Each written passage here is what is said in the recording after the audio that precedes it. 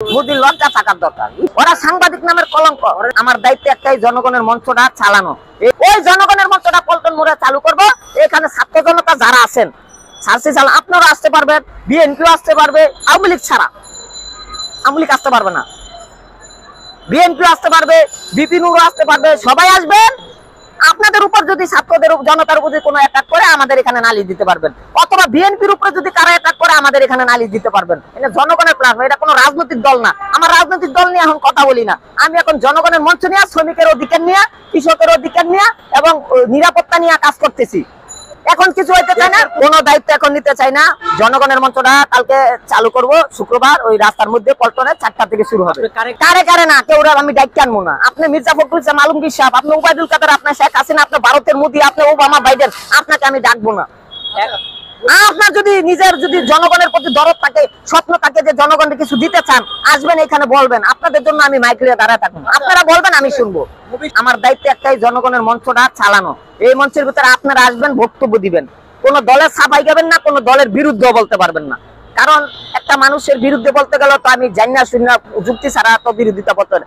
আমার জনগণের শ্রমিকের মজুরি বলবেন, আমার জনগণের ভারতীয় আগ্রাসনের বিরুদ্ধে বলবেন, আমার জনগণের ন্যায্য অধিকারের কথা বলবেন, আমার জনগণের ছাত্রদের কিভাবে শিক্ষার পরিবেশ তৈরি করা যায়, গণতান্ত্রিক ভোটের পরিবেশ তৈরি করা যায়, ডক্টর ইউনূসকে সহযোগিতা করার কথা বলবেন, আবার পাশাপাশি নির্বাচনের দিকে কিভাবে এগোয়া যায় এইটাও বলবেন। মোদির লজ্জা থাকার দরকার। ইন্ডিয়ার দেশে, আমার দেশে এখন কৃষি শুরু হয়ে গেছে, ছাদের উপর টপের উপর এই সিম গাছ বুনি আমরা। আমি নিজেই বুনবো, আমি 2000 টাকা থাকলে আমি ছাদের উপরে সিম গাছ বুনিয়ে দিতাম। আমি ভারত থেকে কোনো সবজি কিনতে যাবো, ভারত থেকে আলু কিনতে কেন যাবো, পেঁয়াজ কিনতে কেন? আমার বাড়ির ছাদে তো পেঁয়াজ হয়, মানুষ বাড়ির ছাদে করবো, জায়গা নাই ছাদে করবো। আমিও খাইবো, আমার জনগণকে দিব। কৃষি বিপ্লব ঘটাইতে চাই। ওরা সাংবাদিক নামের কলঙ্ক।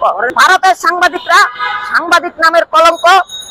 তারা মোদি মমতার 5 গোলাম। তারা ভারতবর্ষকে ধ্বংস করবে, ভারতের হিন্দুকেও ধ্বংস করবে, মুসলমানকেও ধ্বংস করবে, এমনকি বাংলাদেশ নিয়ে ষড়যন্ত্র করবে। কিন্তু তারা আমাদের কিছু করতে পারবে না, কারণ ভারতের 40টা মলম। ওরা হইলো ওই যে ফুটপাতে ক্যানভাস করে মলম বিক্রি না, এরকম মলম বিক্রি করে, এইরকম সাংবাদিকতা করে। ওরা ভালো সাংবাদিক এদি করে না।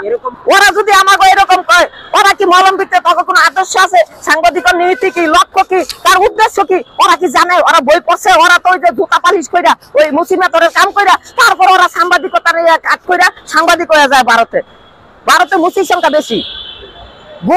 গো পূজা করে, মানে গরু পূজা, গরুর মুখ খায়, ছানা খায়। সেই দেশ আর কি হবে? আমরা তো গরুর মুখ খাই না, গরুর সেবা করি, গরুর মাংস খাই, এটা ইসলামে আছে। আমরা তো ওই শুকুর বানর খাই না, যেটি নাজায়েজ বস্তু খাই না। ওরা ভালো না। আমার বাংলাদেশের হিন্দু নেতার সাথে আমি বসি, সেও বলছে যে এগুলো পাপ। এই ভারতের সম্পর্কে আর কি বলবো? লজ্জা থাকলে আর ভারতের নাম মুখে লইতে চাই না। হাসিনার নাম লই না, ভুলে গেছি, মাথার ব্রেন থেকে গেছে গা। ভারতের নাম আমি লইতে চাই না। করে দেশে ঢুকবে, চট করে ধরবে, চেক করে ক্যাচ করে ধরে এলাম। ওই যে কি সাইডে কই মাছ ধরে না, এইভাবে ধরে এলাম, আন্তর্জাতিক আদালতে নিয়ে নগদ জুড়াই দিব।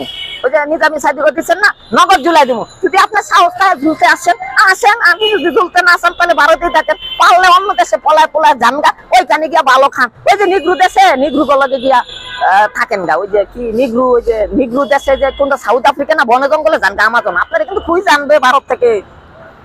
আপনার বিদেশে কানছেন না কয়েকজন, ভারত থেকে কিন্তু আপনি